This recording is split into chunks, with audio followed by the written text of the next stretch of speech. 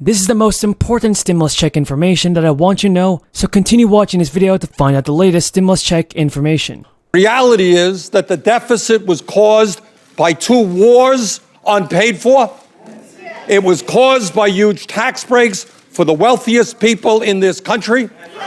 It was caused by a recession as a result of the greed, recklessness, and illegal behavior on Wall Street.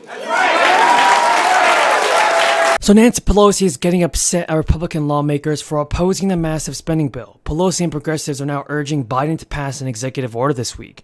The executive order is actually going to provide millions of Americans with additional crisis relief aid. So, friends, President Biden and Nancy Pelosi pushed back this week on assessments that spending by Democrats was causing the country's skyrocketing inflation. Joe Biden said, "I'm sick of this stuff, and the American people think the reason for inflation is the government spending more money, and that is simply not true." Pelosi also said in a separate news conference that when we're having this discussion, it's important to dispel some of those who say, well, it's the government spending. No, it is not. The government spending is doing the exact reverse, reducing the national debt. Lowers costs for child care, lowers costs for home health care, at the same time enables children to go to school, universal pre-K, and again, goes a long way to save the planet for the children.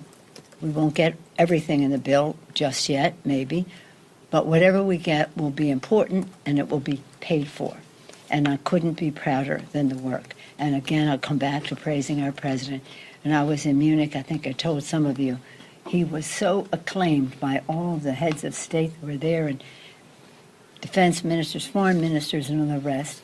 Do you believe Nancy Pelosi, folks, when she says this? Tell me in the comments down below. As the crisis continues, people are falling into poverty, and if the government does not take action soon, well, something's going to happen. Top Democrats are now pleading for President Biden to act alone on some of the party's core legislative priorities, viewing executive action as their best hope for delivering on the promises. Many influential caucuses spoke with Biden during a press conference at the White House. These progressive lawmakers are urging him to issue executive orders that could push the proposals forward without votes in the House and Senate. The pleas come at a particularly desperate moment for House Democrats, which are heading into a difficult midterm election where the loss of only a handful of seats will end their majority. And Biden's low poll numbers are also adding to the steep headwinds Democrats are facing this year. But during a press conference, Pramila Jayapal told reporters, "I don't want anyone to think that we believe that executive action is better than legislation." Everybody, the United States is still recovering from this crisis, and new filings for unemployment benefits rose by 11,000 to 227,000 in early March, largely because of unusually big increases in New York and California. Yet businesses are trying to avoid layoffs as they confront an extremely tight labor market and fill a record number of open positions. Initial jobless claims rose from 216,000 in the prior week. And according to the Labor Department, jobless claims still appear on track to fall nearly 200,000 again in the near future.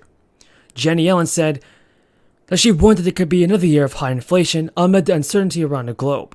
Prices have soared at the fastest pace in 40 years over the last 12 months. And if you guys think this is true, tell me in the comments down below. Nancy Pelosi and other lawmakers in the House have already passed a funding bill that is going to prevent a government shutdown later this month, sending the measure to the Senate. The bill approved by the House would keep the government running at current levels through March 11th, and Chuck Schumer said he plans to vote on the spending bill quickly and in time. Congress in recent years has often failed to pass full-year appropriations bills, bouncing between last-minute and short-term legislative efforts to keep the government funding. Lapses in funding can lead to furloughs of federal workers and disruptions in the economy. Yes, lawmakers are coming very close to a new deadline. It's going to send out more financial relief to the people. Nancy Pelosi, progressive lawmakers have announced that they want to give the next stimulus relief bill passed in just a very few couple of weeks. Democrats have to use the budget reconciliation process once again. And remember everybody, the whole goal of this channel is to provide you with the most up-to-date and reliable stimulus check information. I want to make sure that every member of my community receives the much needed stimulus checks that everybody needs. So there are some big new developments on the next round of payments. And according to The Hill, caucus leaders are urging that a Democrat-controlled Senate pass President Biden's Build Back Better package sooner than later. This group of lawmakers have said that the timing would give President Biden a much-needed opportunity to announce a major accomplishment during a State of the Union. In an official statement, Pramila Jayapal said, "In the months since negotiations began around the Build Back Better, the case for the legislation has only become more urgent. There is agreement among the Senate Democrats on significant parts of this bill. Climate action, the care economy, and taking on prescription prices and lowering healthcare costs. There is agreement on the need to reduce rising costs facing ordinary Americans, and that is exactly what the Build Back Better does. So I definitely support passing President Biden's Build Back Better bill by March 1st. Lawmakers have had enough time to stop playing games, and it's time that they finally take action for the people. All Democrats, including Joe Manchin and progressives like AOC, need to come to an agreement on the spending bill this week. The Congressional Progressive Caucus leaders have been a leading force at the negotiating table for months on deadlines to pass a massive spending bill. Progressive office holders have consistently urged two centrist holdouts in the upper chamber, like Manchin and Sinema, to get on board with this with the rest of the Democratic caucus and a majority of House Democrats ready to pass President Biden's signature and his new bill. House Representative Pramila Jayapal has listed several issues that have escalated recently. They're hurting people and explained how Biden has a chance to tell voters that he worked with congressional Democrats to fix some of what has been broken. It is clear that needed relief cannot be delayed any longer.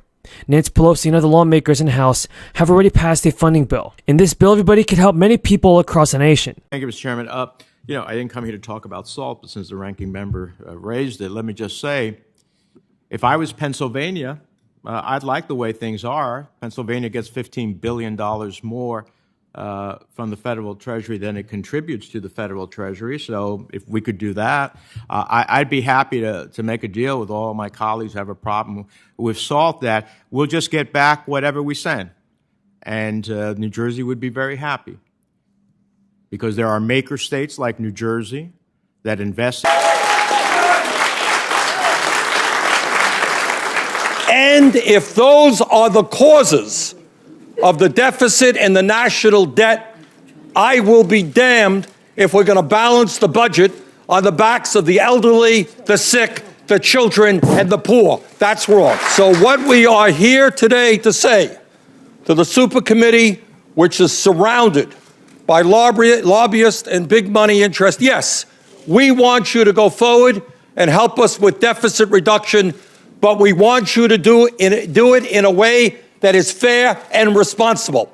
When the wealthiest people in this country have never had it so good, when the top 1% earns more income than the bottom 50%, and the tax rates for the highest income people in real effective terms are the lowest in decades, we're going to ask the wealthiest people to start paying their fair share of taxes.